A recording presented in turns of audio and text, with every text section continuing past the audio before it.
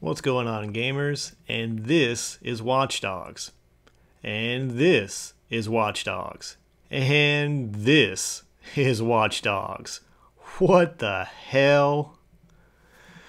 What's going on, gamers? DBMgamer here. Today is the 27th. I just want to give you a quick review on the Watch Dogs single player campaign. I'm about 10 hours or so roughly into it. It's an open world genre game.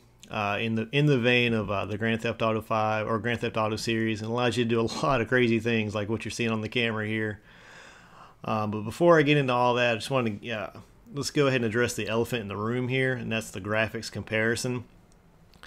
After about 10 hours or so, well, let me start out like this.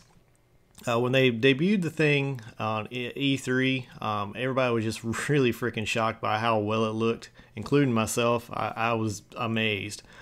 What's normal practice at an E3 show is that they're not really running this on hardware. They're really running this on extremely high-end PCs. So everybody was really curious as to, were they going to be able to pull that same fidelity off, on these next-gen consoles? And the answer to that, not so much. Does the game look bad? By no means. After about 10 hours or so into it, I really think it's more of an art style choice. It's looking at the characters' faces, looking at hair, such as, and so forth.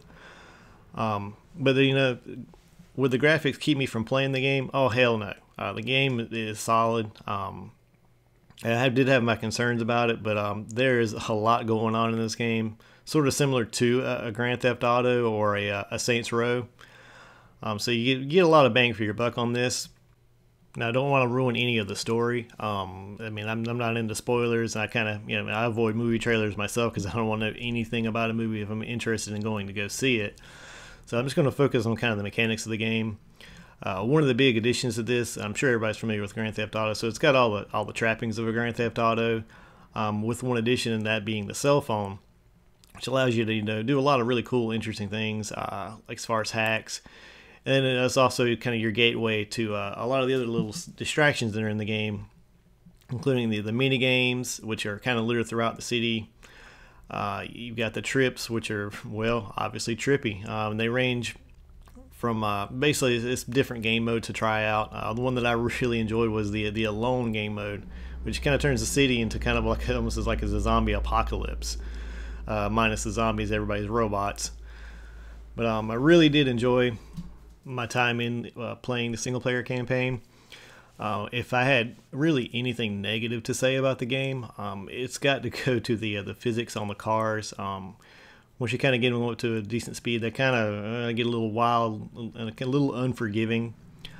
So if you get in a kind of a car chase, you do kind of need to be cautious a bit. That's the only drawback really I've ran into. The cover system works awesome. The hacking, very easy. They don't force you into like playing a lot of goofy little hacking mini games like I've seen from a lot of other titles. Everything is just a simple one button hack, and some people may complain that oh my god, it's just one button.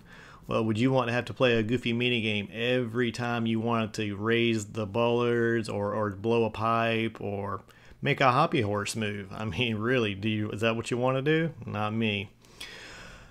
The more time that you spend with the bits and pieces of the game, you'll unlock skill points, and you can attribute those to a skill tree.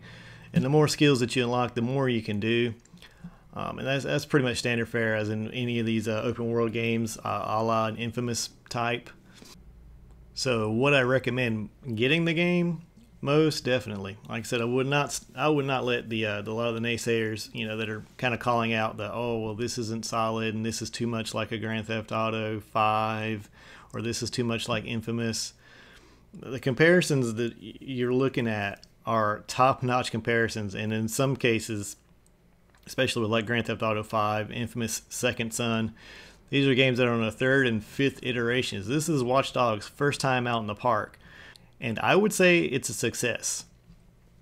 Now, also a large component of this game is the multiplayer, and this has an integrated multiplayer, whereas people can actually come into your game, should you allow it, and actually kind of interfere with what you're trying to do. Now, if you're trying to do a pretty stressful moment in the game, I would recommend turning it off, because it's nothing worse than being in an intense driving mission than you have to deal with some dickwad trying to hack you. But overall, it's pretty enjoyable, especially when you get the guy back. I thoroughly enjoyed it. Now, I also, speaking of the multiplayer, I am working on a multiplayer review, but I was having some issues with the servers last night. So as soon as I can get more footage of that, I'll also give you my opinions on that. And I'll tell you, well, really based on the overall thing, I still say that the game is solid, and I would recommend buying it. But as always, guys, have a good one.